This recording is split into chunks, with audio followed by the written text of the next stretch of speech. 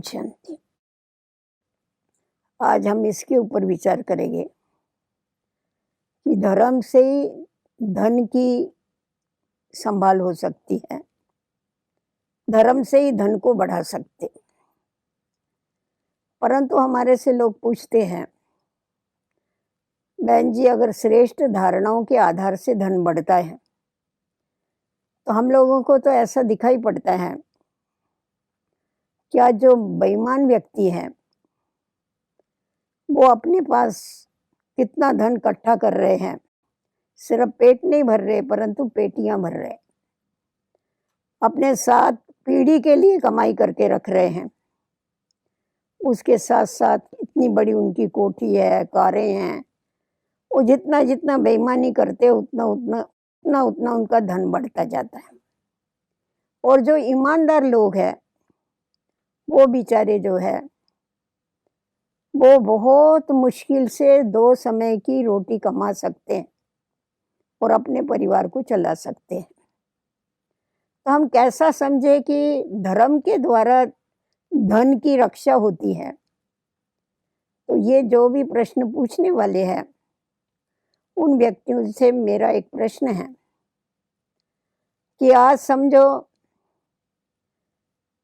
आप अखबार में पढ़ते हैं कि फलाना व्यक्ति है, उसके लड़के ने उसको धोखा दिया, धोखा दे करके अपने बाप के अकाउंट से उसने धन निकाला और जाकर के संग में आके शराब कबाब ऐश आराम उसमें उसने धन उड़ा दिया।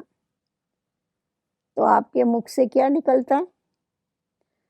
आपके मुख से यही निकलता है कि हे भगवान, मेरी संतान कभी भी ऐसी नहीं होनी चाहिए, मेरा भाई मेरे मित्र संबंधी कोई भी ऐसे नहीं होने चाहिए। तो इसका मतलब यही हुआ कि आप बेईमानी को अच्छा नहीं समझते हैं, ईमानदारी को अच्छा समझते हैं। बेईमानी से जो धन कमाया हुआ है वो रेत के माफक होता है।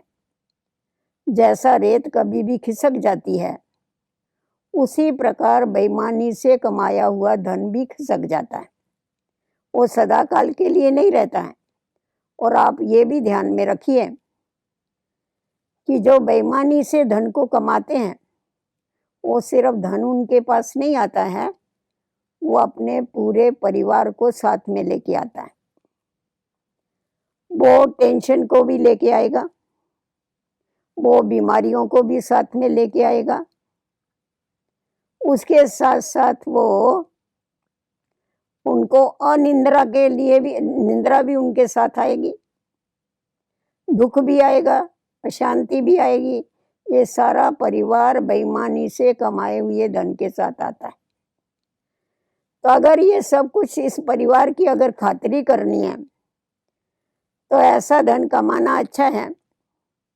और अगर हमको जीवन में सुखी रहना है तो ईमानदारी से 2 रोटी कमा करके नमक और रोटी खाना बहुत अच्छा है।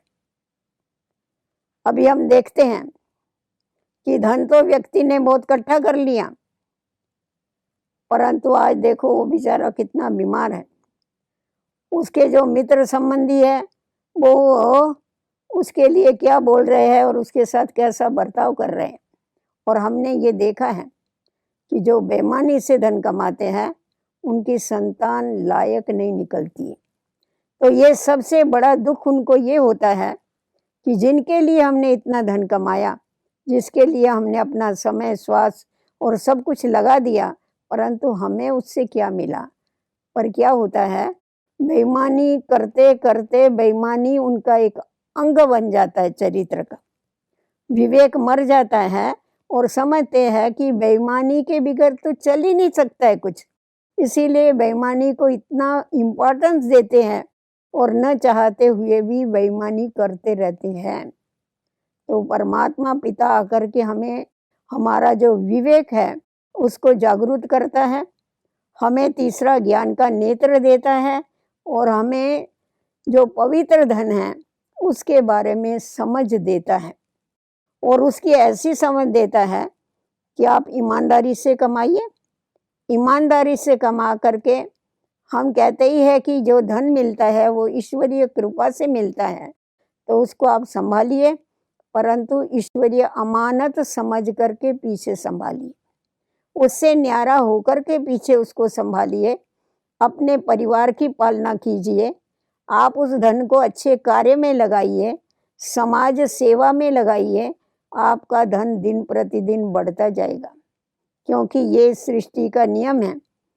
आपको कोई चीज इकट्ठी करनी है या रखनी है, तो पहले जो रखी हुई चीज है उसको निकालना पड़ेगा, तभी तो जगह खाली होगी, तभी तो दूसरी चीज वहां आप रख सकेंगे। तो अगर हम अच्छे कार्य में धन को लगाते हैं, ईश्वरीय अमानत समझ करके चलाते हैं, तो एक तो हमारे को सदा के लिए हम खुश रहते हैं, रिलैक्स रहते हैं, और पवित्र धन से जो बच्चों की पालना होती है वो बच्चे भी लायक निकलते हैं।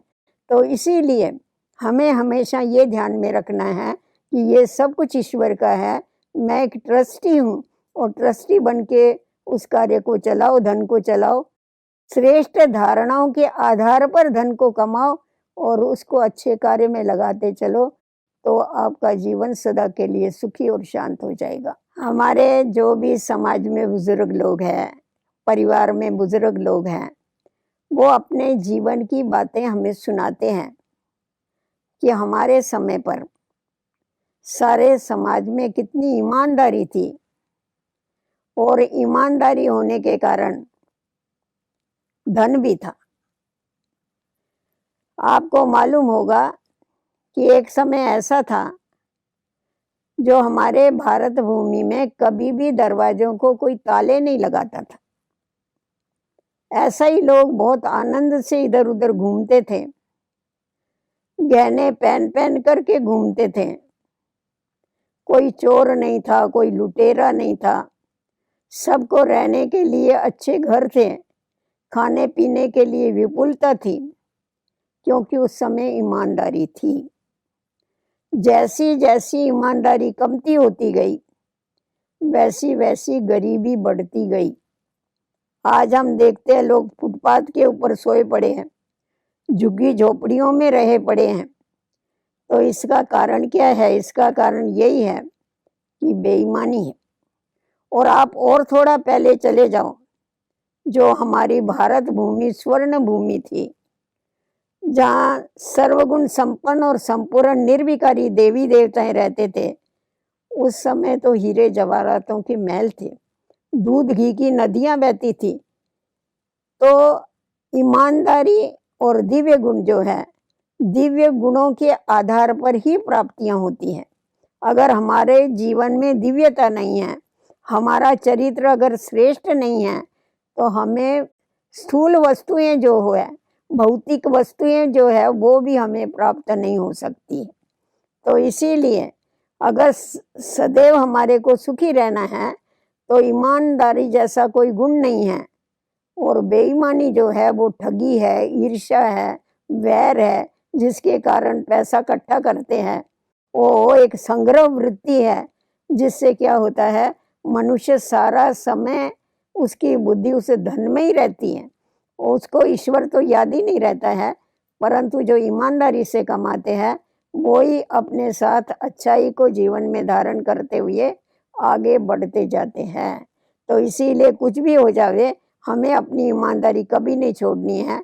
हमें अपने चरित्र का पतन नहीं करना है, परंतु हमें अपने चरित्र को श्रेष्ठ और ऊंचा बना करके आगे बढ़ना है।